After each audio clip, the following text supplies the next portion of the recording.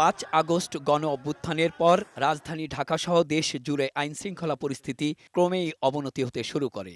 পরিস্থিতির উন্নয়নে একাধিক বৈঠকে বসে স্বরাষ্ট্র মন্ত্রণালয়। সিদ্ধান্ত হয় ডেভিল হান্ট নামে যৌথ বাহিনীর অভিযান পরিচালনার। অভিযান শুরু হয় দেশজুড়ে। ঢিলেঢালা অভিযানে পরিস্থিতির কিছুটা উন্নতি হলেও অবনমন হয় রাজধানীর মোহাম্মদপুরে। গত সপ্তাহে পুলিশের সঙ্গে প্রধান উপদেষ্টার বৈঠকে কঠোর নির্দেশনার পর ঘুরে দাঁড়ায় পুলিশ। সারা দেশের মতো প্রতি রাতে রাজধানীতেও চলছে কম্বাইন্ড অপারেশন। অবনমন হওয়া মোহাম্মদপুরে শুধু রাতেই নয়, দিনের আলোতেও চলছে বিশেষ অভিযান। সড়ক আর অলিগলিতে অপরাধীদের জানান দিচ্ছে আইনশৃঙ্খলা বাহিনী।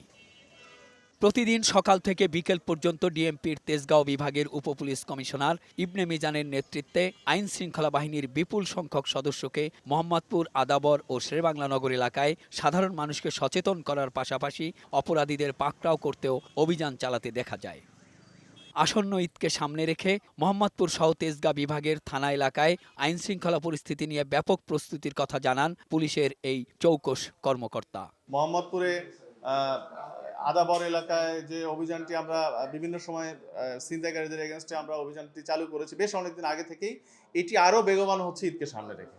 কারণ আপনারা জানেন যে ঈদের মধ্যে অনেক সময় অনেক অনাকাঙ্ক্ষিত ঘটনা ঘটে, সেটি যেন না ঘটে অথবা সেটি যেন কম ঘটে, সেটাই আমাদের এই অভিযানের মূল লক্ষ্য। মাননীয় আইজিপি স্যারকে ধন্যবাদ যে উনি আমাদের এপিবিএন এর ফোর্স দিয়ে সহায়তা করেছেন, সেই সাথে কমিশনার স্যার আমাদের এটি সমন্বয় করে দিয়েছেন। ম্যাসিভ আকারে এট এ টাইমে আদাবর এবং মোহাম্মদপুরের 15 থেকে 20টি স্পটে আমরা একসাথে হিট দিয়েছি এবং একসাথে আমরা অভিযান করেছি।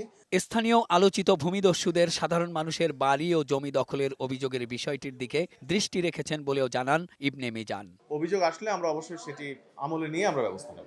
মেহেদী আজাদ মাসুম, বৈশাখী সংবাদ, ঢাকা।